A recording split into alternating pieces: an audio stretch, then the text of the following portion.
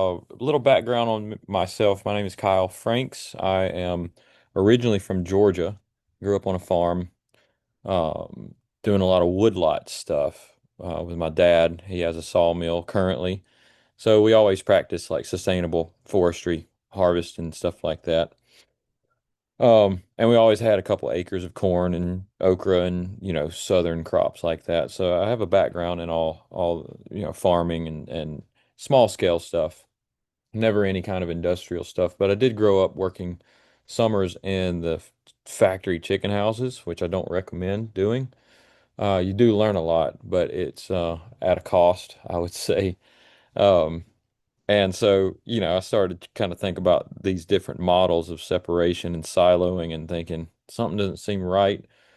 Obviously, the lives of these chickens are not optimal. Um, But when you're 11 or 12 years old in the South and $10 an hour cash under the table is what you're getting paid, that's good and you don't argue with it. Um, so I learned a lot of good lessons from that. And then fast forward, I got my degree in horticulture and botany and came to Molokai just on a whim, volunteering with native reforestation and ended up working for the Park Service and then later on market farming here on Molokai. And then finally, up to date, being a CTAR agent, the DHHL agent here on Molokai. And so a lot of my program, well, with my coworker Jennifer, we definitely tag team a lot of stuff because our clientele and stakeholders are smaller. So right now we have a program with market farming and training some farmers, but outside of that, I did create this curriculum, and it's an ongoing, ever-changing type of um, curriculum. It's dynamic and it just opens itself and lends it to be something that needs to be changed through time because the system itself changes. And so I'm always interested in agroforestry stuff, and I know it's a kind of an umbrella term, and the things that are underneath it.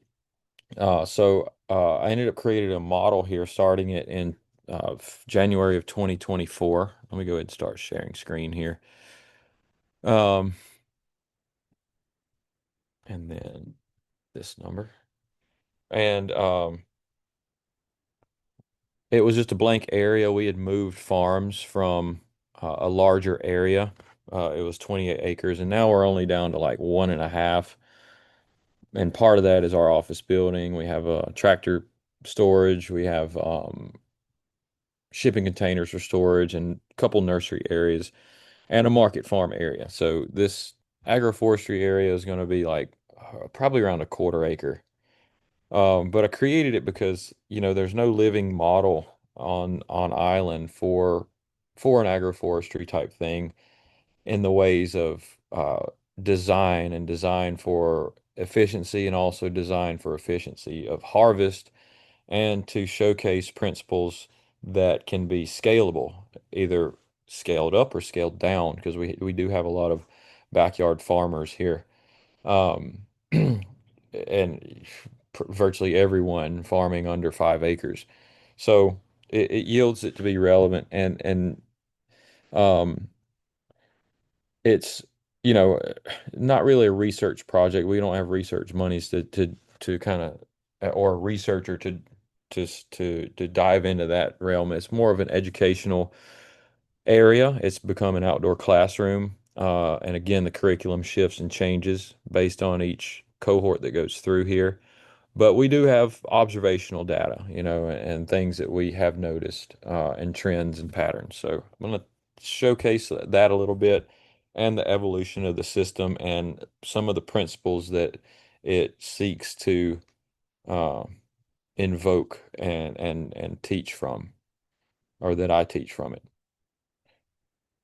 Mm. Okay, so again, designed as a outdoor classroom to give people that on-farm experience sort of thing. And we've made mistakes, and that is where we learn from the most. Uh, I'll go over constraints a little more in depth, but definitely, we have the water issue here on Molokai is deeply rooted. in history. Um, I won't go into it so much, but you can read up about it or what's been recorded about it. Labor is always an issue. Again, we have a ag tech that helps all this stuff too, but when we're talking and teaching farmers or teaching people that want to farm, labor is always a constraint as well as budget, mainly for things like water and labor and fencing, which is a big one. We have such a large deer population here. So these are these real problems, real pressures and constraints that farmers feel, and a lot of times there's not enough capital to take a hit. And so the hope of this is to do some education and experimenting to help give advice that helps these farmers and upcoming farmers be able to bypass some of these constraints, or at least work around it. So in the area, this is the pictures of the site prior to this is October of 2023, and we began project breaking ground January 2024. But this is just after we installed the fence and the main irrigation, and we followed the border because that's what makes a lot of sense. Um, but the area is Ho'olehua, so we're right in the middle. We're at the crossroads here in Ho'olehua, so we're right next to the post office, so we are very visible, and it's nice because people has seen it evolve through time, and so we are able to capture a greater audience that might not be in the ag community, but they see this happening and they gain interest because they've seen it happen over a span of time. Um, it gets about 28 inches of rain per year, mainly in the winter. Summer is usually dry and crispy. We were having a hard time getting these posts in. We actually, because this was September, October, we were doing the fencing and we had to really soak the ground for a few days prior to be able to get the tractor auger to dig that. Uh, and so prior use, pineapple plantation. Fortunately, this small area of land was not farmed in pineapple. There is no black plastic that flags as a reminder of all that. And, so it wasn't really soaked and caked in a lot of the past chemical history. I'm sure there's overspray and all that, but not like other areas. Again, constraints, water availability, labor capacity. For us, we were able to, since we are extension, we're able to do that. But for farms, working farms here, that is always a constraint. Budget, ongoing maintenance, again, back into that labor stuff. So, a little bit, the curriculum kind of goes through what is agroforestry and we go through things like cover cropping and soil health, soil microbiology changes. Here's some pictures, we just go through. So the first stages of this agroforestry system.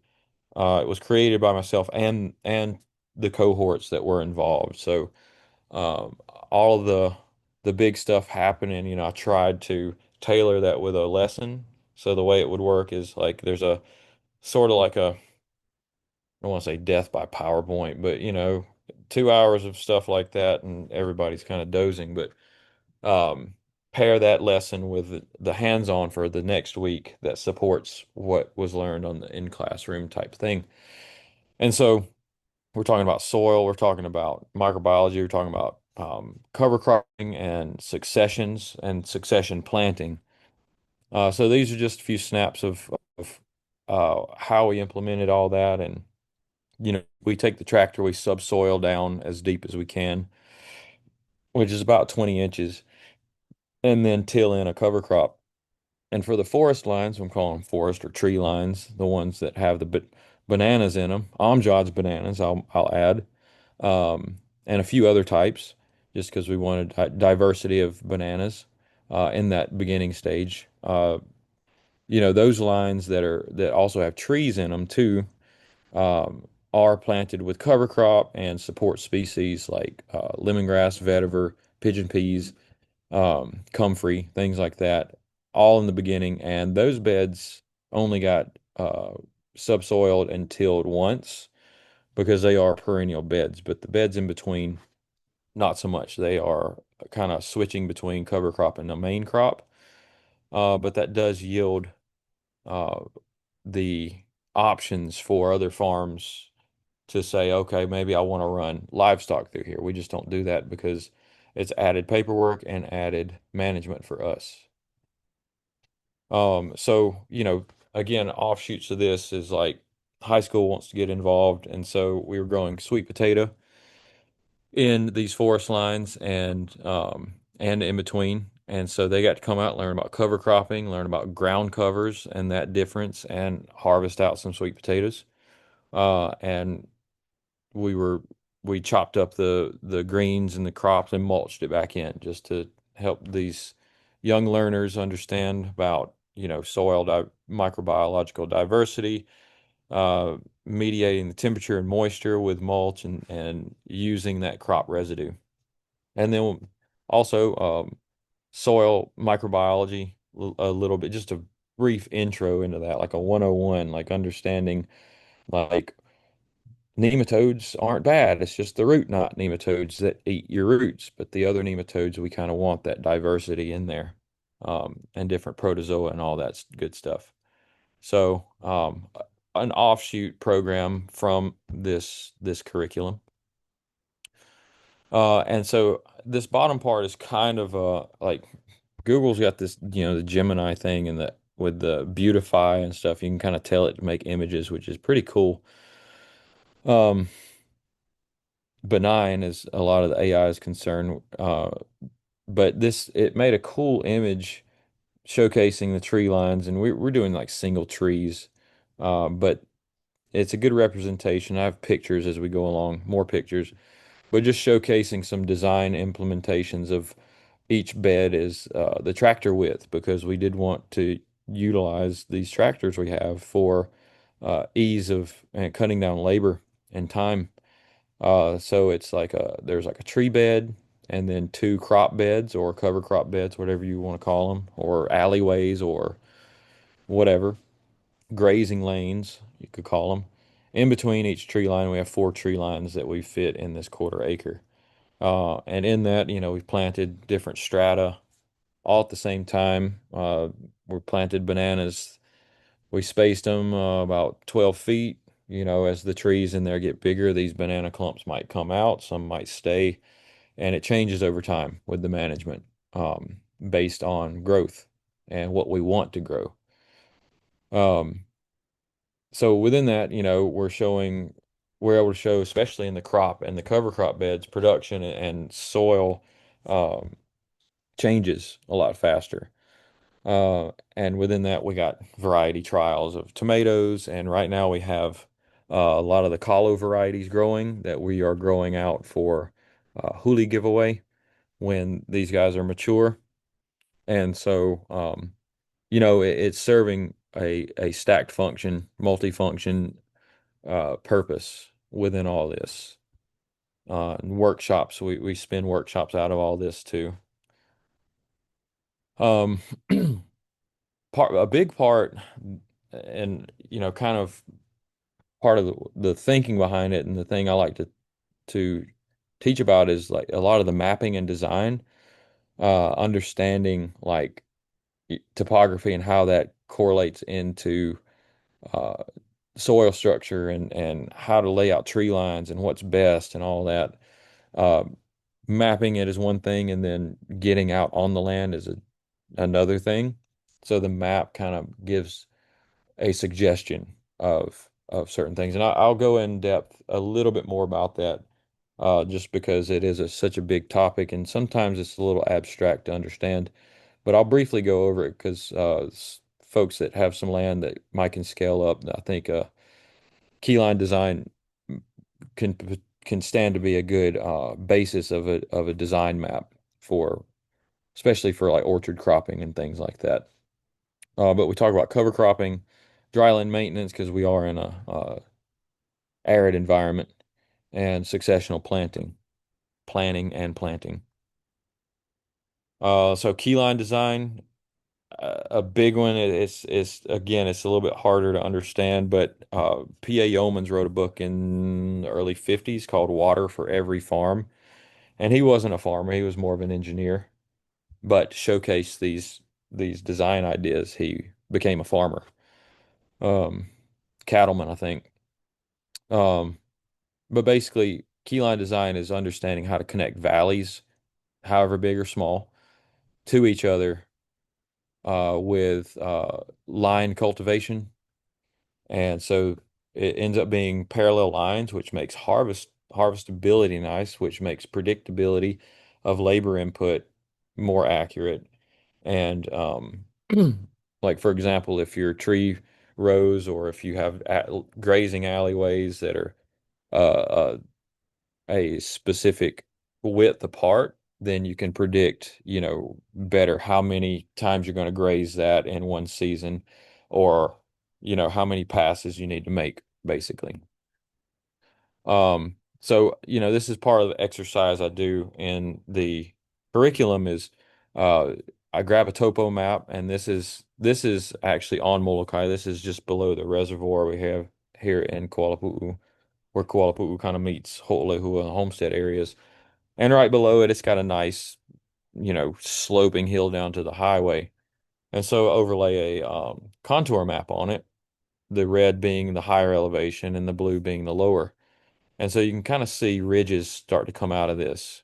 We got two main ridges. We got a valley here and a small valley that comes flat into this ridge.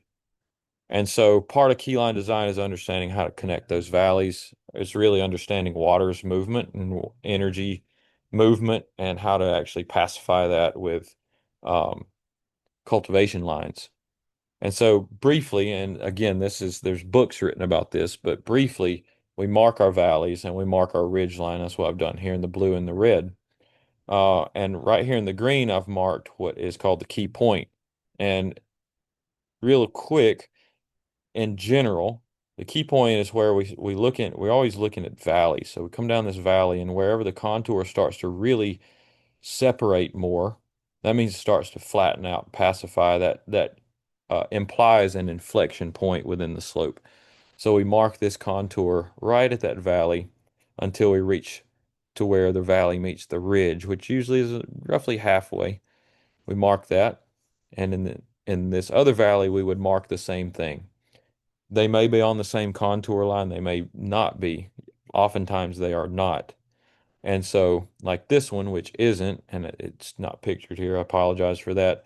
Um, we look at this ridge that's coming down, and the lowest point, especially if you have property boundaries and stuff like that, the lowest point in that ridge is what we want to outline that whole contour. And then we parallel that lowest contour all the way up until that lowest contour meets these contour lines, these key points within each valley. And so right here is the key point for this valley. Right here is the key point for this valley. And this was the paralleled line from down here, this lower um, ridge line, right in here where it starts to change. And so now we've met these two valleys and we've crossed that contour. So here's our really important line in the landscape. That would be the first line you would plant, or it would be the first line you would scout. You wouldn't want to just take it from the map and start planting. You would definitely want to scout this out and make sure the terrain suits it. Obviously, it wouldn't here because we have a road going through, but the principle of this was to teach a bit of understanding about keyline design. And so what you would do from here is parallel these lines up and down. Now, what you do with those lines differs. You could have a tree line at every one, or it could be planting trees every 500 feet and you're grazing cattle in between them. But point is, there is a pattern to this, and you're grazing with the change versus if you look at this underlayment of this patchwork of fields, they're just kind of haphazard and very arbitrarily placed with no pattern. So, you start to form a pattern with keyline design. Um, and through time, it it shifts the energy because uh, water flows from ridge point down to the valley. So these are the wettest regions of our landscape. Ridges are the driest. So through time, this starts to hydrate the landscape. Overall, it's not going to happen in a week. It's not going to happen in a year, maybe a decade. We start to see a little bit more water on those ridges, depending on soil type and all these other things. So here would be a complete, you say, key line design map, and I've dotted in little trees here just to showcase that could be tree lines because in real time or on the real surface, that's probably about 300 feet between each of these white lines, which would be your key line design. Uh, Again, just for a teaching example to understand um, landscape and how to implement a pattern cultivation over top. And so we also do, again, back to the quarter acre little model here, variety trials. So we did some paste tomatoes. Prior to that, we did Homestead tomatoes, the Homestead variety from Homestead, Florida. Didn't do as well.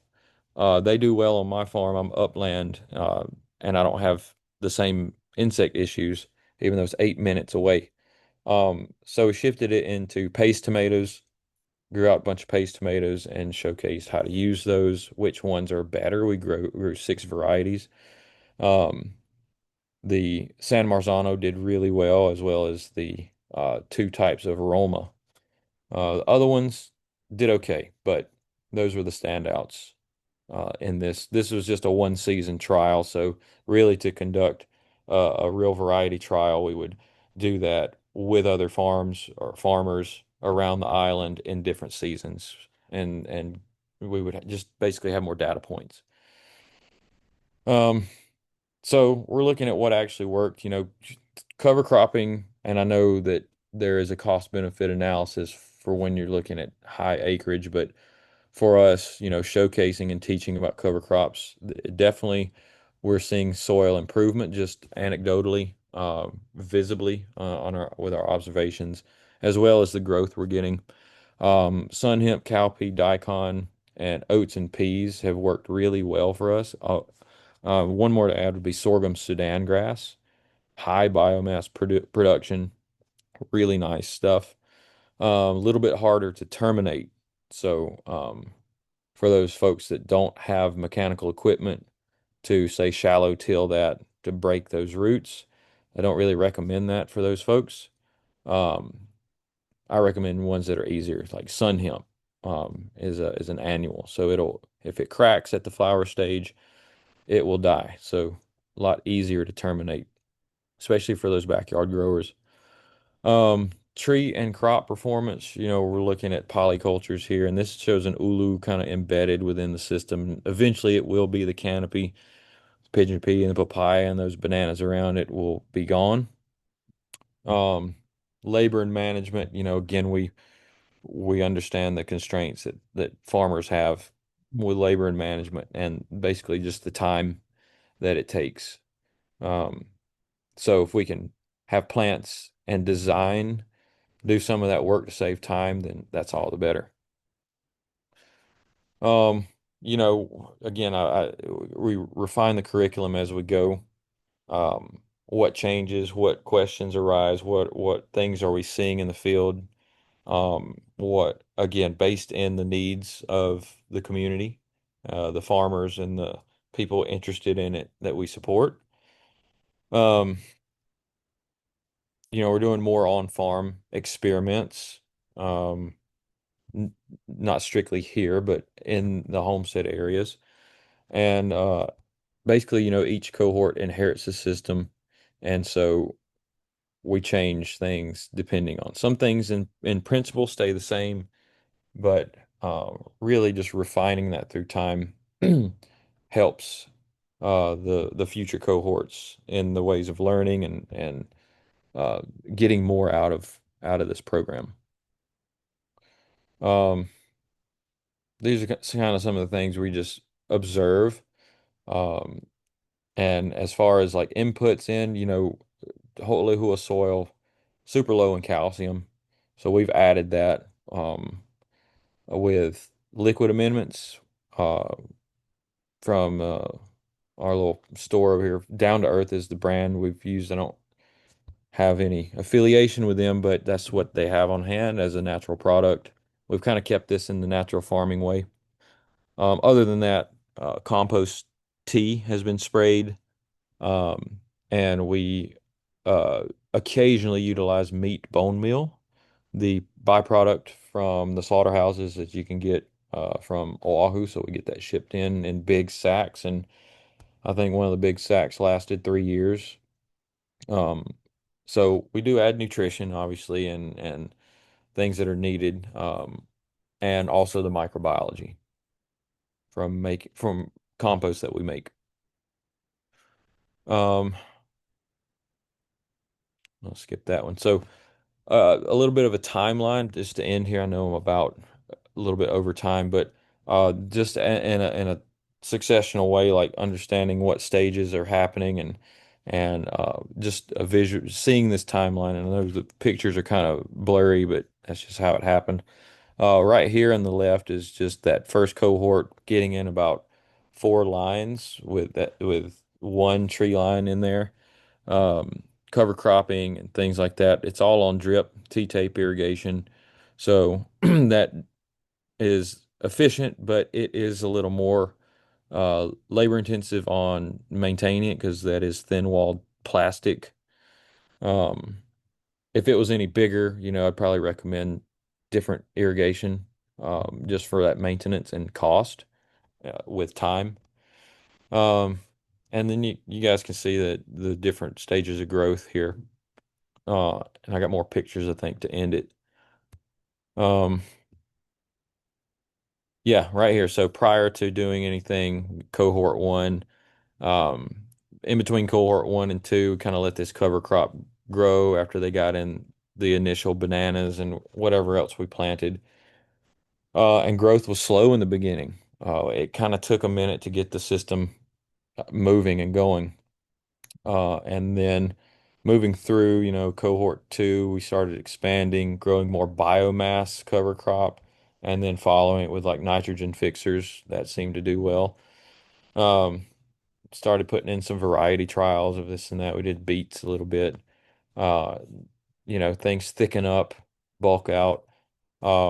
We This picture from on the left is probably uh maybe 7 months ago. Um, So you can see the shade. So our bananas are getting tall, and we've gotten a lot of fruit from them, a few 100 pounds probably by now.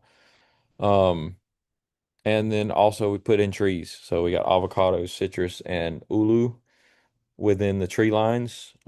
Each line has a different tree set, I guess to say, so that eventually it'll be a line of ulu or line of avocado or mango, whatever it needs to be. And then March 2026 is just kind of overview. Bananas are nice and big and fruiting. Um, and again, we have a few different kinds, but it's mostly apple bananas from Amjad. Um, Nicely growing. We had some hiccups in the beginning with the bananas taking a foothold, but once that secondary growth came on, they really uh, grew fast. And that's all. So thank you guys. Any questions, let me know.